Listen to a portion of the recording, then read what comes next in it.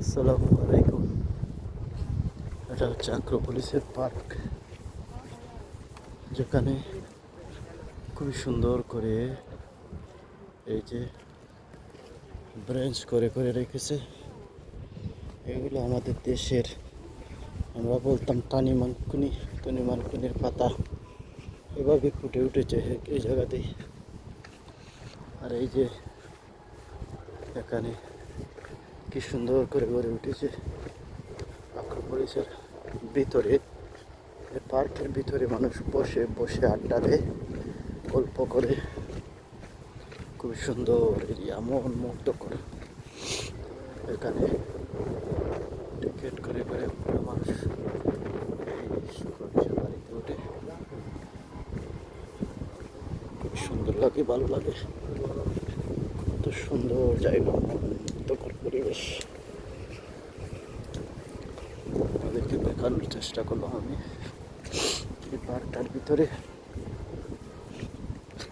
আপনারাও আসতে পারেন এগুলো দেখার জন্য। কত সুন্দর জায়গা।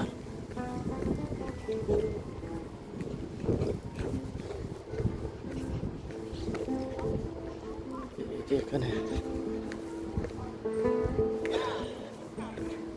মানুষ বসে সময় কাটায়, ক্লান্ত সময় এখানে মানুষ আসে মানুষের মন ভালো রাখার জন্য।